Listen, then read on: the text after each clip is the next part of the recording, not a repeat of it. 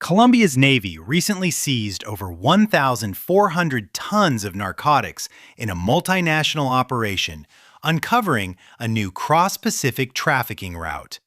Now, imagine a war erupting right on American soil. Picture more than 300 Sinaloa cartel gunmen armed to the teeth, rolling in armored convoys with tons of fentanyl and weapons, daring to cross the border and face off against an entire nation. On the morning of August 12, 2025, the Sonora Desert becomes the stage for an unprecedented ambush. But this isn't just any battle. It's an invisible killing machine where every grain of sand acts as a sensor and every signal becomes a deadly trap. Will the cartel realize too late that they've walked straight into a trap years in the making? Get ready, because you won't want to miss this story that will keep you on the edge of your seat. Welcome to Strategic Horizon, where we explore the most critical geopolitical events and military strategies shaping our world. It's 4:42 in the morning. The sky above southern Arizona is ink black, with no moon, no stars, and no patrol drones in sight.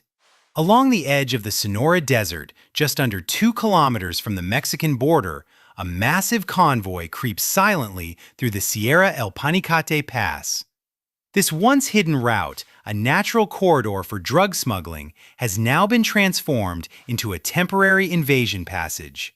There are no alarms, no radio chatter, just the soft hum of diesel engines in stealth mode, accompanied by the faint glow of infrared lights scanning the terrain ahead. At the forefront of the convoy are 3 heavily armored command vehicles, followed by 18 military trucks, 24 modified SUVs armed with heavy machine guns, 4 armored vehicles equipped with mobile anti-aircraft systems, and 6 refrigerated containers packed with over 2.7 tons of pure fentanyl, enough to wipe out more than 200 million people. On board, over 300 cartel gunmen are armed to the teeth with M4 rifles, PKM machine guns, M203 grenade launchers, FN-6 shoulder-fired missiles, and 12 mini kamikaze UAVs. But this convoy isn't just a Sinaloa operation. It also carries Colombian mercenaries, ex-FARC soldiers, semi-professional artillery units, and expert electronic warfare technicians, making this force an unprecedented alliance. All of them are part of a covert force restructured by Sinaloa under the name Unidad Fantasma, specializing in high-stakes tactical cross-border operations and operating independently of the Mexican government. But the real question is, why would the cartel take such a daring risk? Why would an organization known for staying in the shadows mobilize such a large-scale armed force to march directly into U.S. territory? The answer lies 2 weeks earlier, on July 29, 2025, when the DEA, working in coordination with the Mexican military, dismantled a crucial Sinaloa transfer route in Cenoita. During the operation, over 40 tons of precursor chemicals were seized, and 17 fentanyl processing technicians were arrested, including the son of one of Sinaloa's highest-ranking commanders. The raid didn't just inflict a financial blow on the cartel, it shattered an unspoken pact between the cartels and local Mexican authorities. Sinaloa had believed they had deep ties within the government, but they were betrayed. In retaliation, the cartel's leadership made a bold decision to launch an unprecedented cross-border counterstrike. Their goal? To directly obliterate border checkpoint number 13 in Arizona, take control of a newly established fentanyl transfer route in the Gila Mountains, and send a bloody message to both Washington and Mexico City. We are not easily crushed. On August 9th, the order was given for Operation Roto. The plan was clear: infiltrate in 90 minutes, destroy the checkpoint, recover the seized fentanyl shipments, and vanish before dawn. The force is led by Salvador Eli Carranza, a commander with a $10 million U.S. bounty on his head, infamous for over 50 assassinations in Culiacan, and for running a vast drug distribution network spanning Arizona, Nevada, and New Mexico. But what Carranza doesn't know is that he's been under surveillance for over a year. Every transfer route, driver roster, satellite signal, and even his fake phone credits have been meticulously analyzed by the U.S. Department of Defense's Border Analysis Center. The moment the convoy crosses the virtual boundary set by NORAD, the Killbox Bravo system is activated. No sirens, no flashing lights, just a simple encrypted signal transmitted from magnetic sensors buried deep in the ground to the command center. Bravo 01 locks onto the target through the swirling dust beneath scorched cacti and rugged cliffs. 3,000 U.S. troops lie in wait. Delta Force, SEAL Team 6, Rangers, Marines, the 82nd Airborne Division Combat Engineers, UAV teams, and electronic warfare units divided into 14 tactical clusters, holding the terrain for 40 hours, never taking their eyes off the target. No reconnaissance UAVs, no patrol aircraft, just silence and meticulous preparation. When the first tire rolls over the sensor, when the infrared sweep cuts through the kill zone, the battle doesn't begin. It began a year ago, and now only one question remains. Will the cartel realize they are no longer the hunters, but the prey? 2 minutes after the lead vehicle crosses the death line, the battlefield-designated Killbox Bravo springs to life. No alarms, no warning shots, only death raining down from every direction. Precisely timed to the second, a HIMARS battery from the 75th Artillery Brigade, concealed 19 kilometers away, fires its first salvo. 6 GMLRS rockets, armed with steel-penetrating warheads, streak forward at near Mach 3. There's no radar signature, just faint blurs cutting through the night, slamming into the convoy's second command vehicle. The first explosion rips through the armored vehicle like paper, throwing 2 gunners from the roof, their bodies hurled 30 meters, no longer recognizable. At the same moment, from the western cliffs, SEAL Team 6 snipers open fire in perfect unison. Laser-guided 7.62mm rounds pierce bulletproof glass, striking the foreheads of gunmen. Their weapons clatter to the ground, useless. 4 Switchblade 600 UAVs, launched from a camouflage base on Black Ridge, lock onto the PKM heavy machine gun trucks, poised for counterattack. Within 40 seconds, 5 cartel fire bases are engulfed in flames. Each explosion is broadcast live to the command center via high-definition thermal video. Meanwhile, on the ground in the northern desert, Delta Force initiates Pincer 1, flanking the enemy formation from 600 meters. They fire M3 Carl Gustaf anti-tank weapons into the convoy center. The fourth container, packed with over 400 kilograms of pure fentanyl, is shredded to pieces, unleashing a toxic white cloud that soars 30 meters high, throwing the container escort team into a frenzy. Many flee their vehicles, but are gunned down by UAV-guided artillery barrages from the southwest. Within 3 minutes and 25 seconds of the first explosion, at least 11 vehicles are completely obliterated. 6 others are flipped or immobilized after hitting directional spike mines. But that's just the first layer of the trap. Beneath the convoy's path, Claymore and M15 mines, programmed to detonate not simultaneously but in a sequenced fan pattern, activate as each vehicle crosses into the kill zone. The electronic warfare team from the 101st Brigade, armed with the REAP-X system, jams the cartel's GPS signals, causing their reconnaissance UAVs to lose orientation and crash like broken-winged birds. At the same time, Paladin M109 self-propelled howitzers fire laser-guided cluster munitions from a reserve base in the northeast, effectively cutting off the convoy's retreat. Panic spreads faster than gunfire among the cartel ranks. Frontline commanders lose all communication as their radio systems are disabled by ECM devices.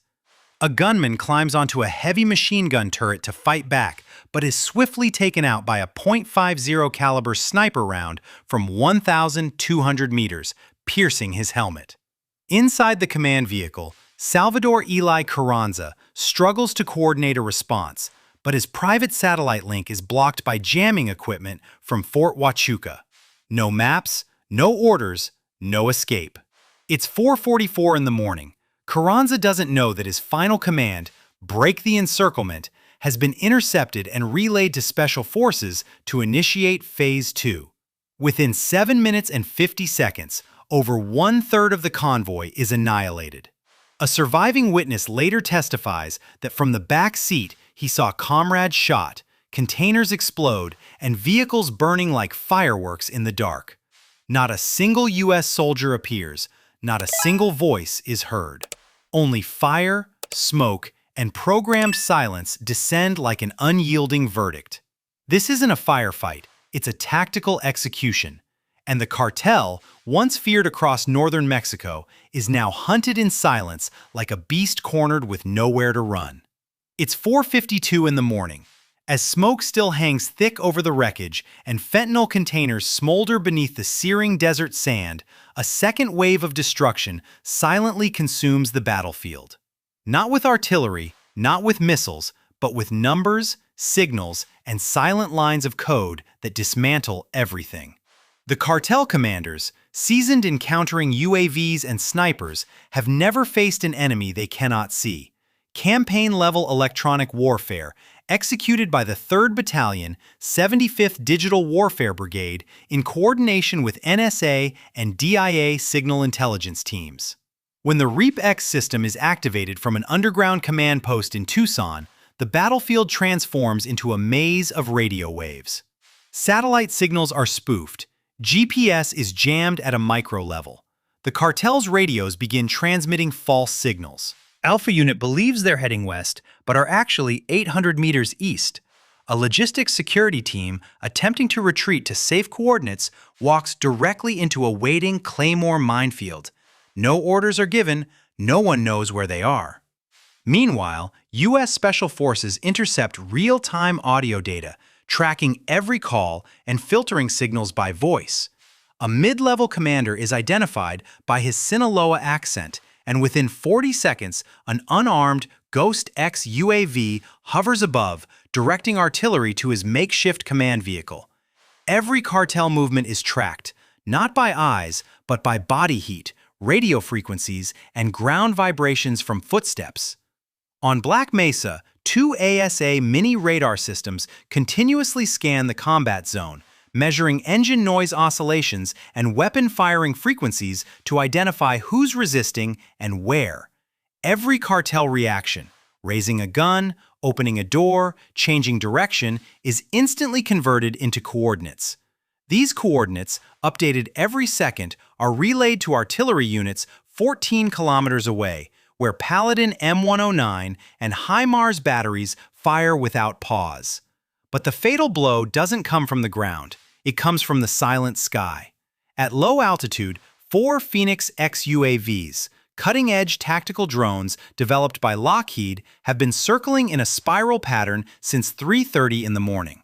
They emit no signals, are coated in radar-absorbing material, and carry 8 GBU-39 small-diameter bombs, SDB, 2 with infrared and active radar seekers. When the order, engage priority ground targets, is given, the Phoenix drones open their bomb bays. Each bomb descends like an invisible blade, striking the remaining vehicles housing communication hubs, jamming equipment, or residual drugs. In under 70 seconds, the convoy's central section, its mobile command hub, is reduced to rubble, with not a single UAV whine detected. No radar signature, no response.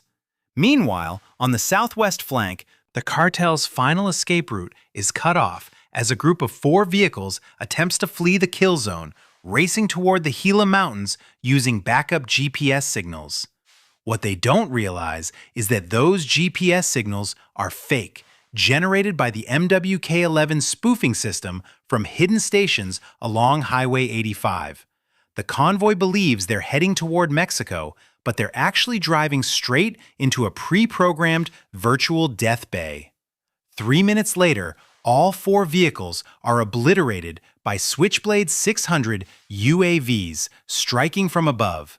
Each warhead hits the windshield and detonates in the driver's compartment.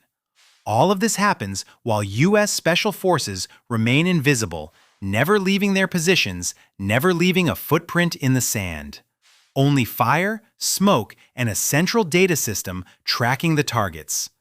3,146 targets neutralized. It's 5:03 in the morning, just 21 minutes after the first artillery salvo. The electronic warfare system locks onto Pincer Alpha 2, jamming satellite signals, disrupting voice frequencies between 300 and 900 megahertz, and severing all communication between the remaining cartel groups. Those still alive in the vehicles are now entirely isolated. No maps, no commanders, no distress signals. A gunman steps out, shouting into his radio, "Can anyone hear me?" Only static answers. Seconds later, a deep explosion shatters the night. No response, no survivors. In an undeclared war without trenches or flags, the cartel is brought to its knees by what they cannot see: data.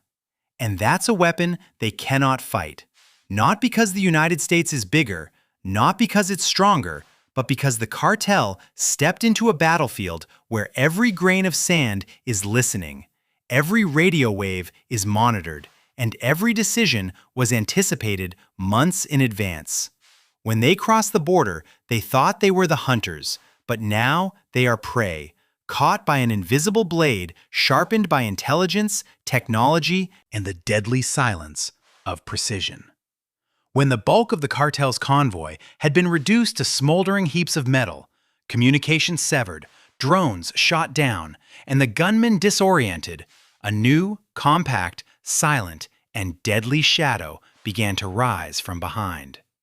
Emerging from natural rock crevices, old Border Patrol bunkers, and dry irrigation channels surveyed and secured over the past 3 days, the American rearguard counterforce appeared as if they had sprouted from the earth.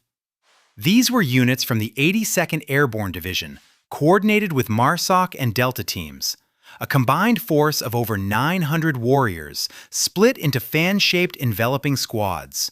Each unit, consisting of 6 to 10 soldiers, was lightly equipped and moved in low-noise JLTV military vehicles armed with M4A1 rifles, Carl Gustaf anti-tank weapons, mobile frequency jammers, digital night vision goggles, and small reconnaissance UAVs. They closed in on the cartel from every angle. They had been there for 40 hours, motionless, their bodies coated in red dust, their heartbeats steady with each breath. Their mission was not to attack. They waited for the precise moment when the gang would have no escape. And that moment had finally arrived. As the gang's last vehicles attempted to retreat south, believing they were in an empty, unfenced zone, they unwittingly presented themselves to the third blade of the multi-layered ambush. From an altitude of 400 meters, infrared camera UAVs tracked every living position of the gang. Signals were relayed to the sniper teams, and a rain of invisible bullets began. Each 5-round burst found its marks, striking chest or head. The remaining gunmen fired wildly, unloading AK rounds into the darkness, but their bullets flew aimlessly, striking nothing but shadows. Shouts, garbled signals, cries, and futile commands echoed across the dry sand. As the encirclement tightened, a high-value target appeared on the thermal imaging. A specially camouflaged Armadillo command vehicle carrying 3 senior Sinaloa commanders was attempting to access a military satellite to communicate across the border. Post-battle confirmation identified one of them as Victor El Lobo Cardenas, the overseer of the entire fentanyl distribution network in the southwestern United States, with a $10 million bounty on his head. Known as the death god of the cities, he was a key figure in the cartel. When his vehicle was targeted by a UAV-guided shot, the first round destroyed the front wheel, flipping the vehicle.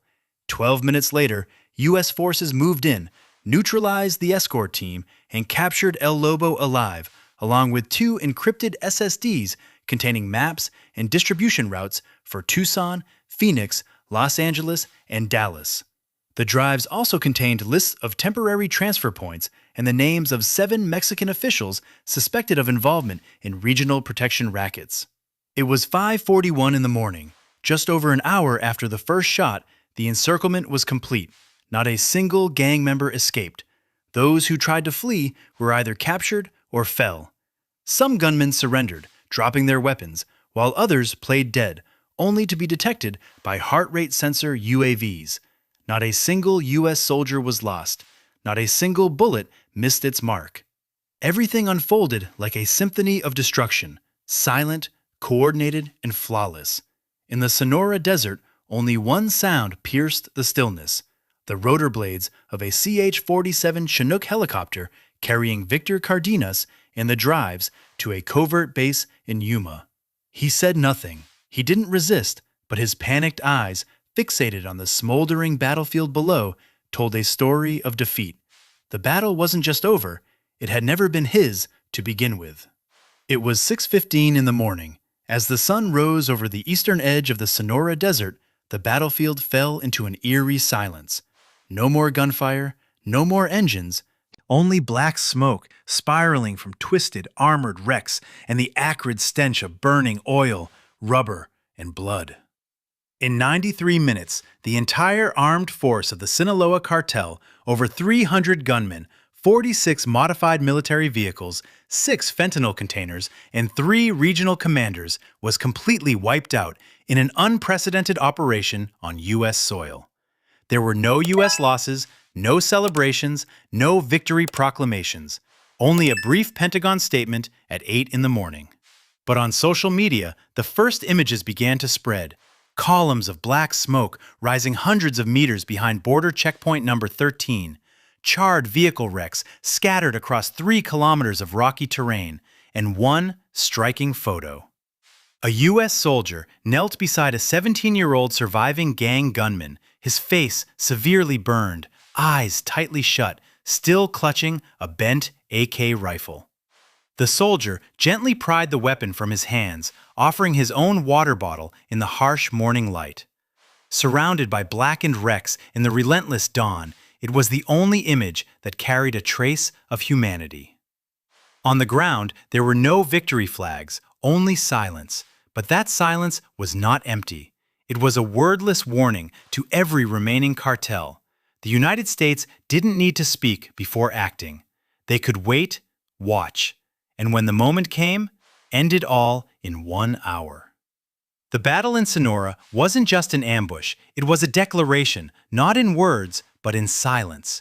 And from that day forward, every cross-border drug smuggler would have to listen to that silence before it returned to swallow them whole. The Killbox Bravo operation was not just a successful assault, it was a powerful affirmation of the United States' military capability, strategic intelligence, and moral resolve in the era of modern asymmetric conflict. In under 90 minutes, 3,000 U.S. personnel from SEAL Team 6, Delta Force, and the 82nd Airborne Division coordinated invisibly, precisely, and with absolute effectiveness to eliminate over 300 heavily armed Sinaloa cartel fighters, a transnational criminal organization with firepower equivalent to a battalion. With the REAP-X electronic warfare system, Phoenix X UAVs, ASA mini radar, and a 3-tier envelopment strategy, the U.S. military not only neutralized the entire enemy force, but did so without exposing a single fighting position, without casualties, and without error. This victory didn't come from numbers, but from the ability to wait for the right moment, plan in silence, and strike like an invisible blade. Yet, what fills us with pride is not just military skill, it is battlefield ethics. When a U.S. soldier knelt to offer water to a wounded young cartel member, when the gunfire ceased, human dignity endured. From this victory, Americans must understand that national security is not solely the military's task. It is the resolve of a nation that refuses to compromise with crime. Leaders must continue investing in both soft and hard power under one philosophy. Enemies may cross borders, but they cannot overcome preparation.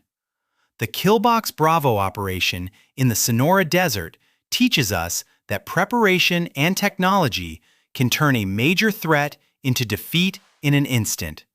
The Sinaloa Cartel, with over 300 gunmen and heavy weaponry, believed they could challenge the United States, but they never anticipated the power of intelligence, electronic warfare, and flawless coordination. The lesson here is clear. No one can overcome the patience and readiness of a system built to protect. At the same time, the compassion of the American soldier reminds us that even in victory, human dignity must always be respected. The battle in the Sonora Desert was not just a military victory, it was a silent yet resounding warning. No one who dares cross the United States line can escape the invisible blade of technology, intelligence, and resolve. In 93 minutes, over 300 Sinaloa gunmen, dozens of armored vehicles, and tons of fentanyl were wiped out with no American casualties, leaving only black smoke and a haunting silence. Yet what lingers is not just strength, but the moment of humanity when an American soldier offered a water bottle to a defeated enemy.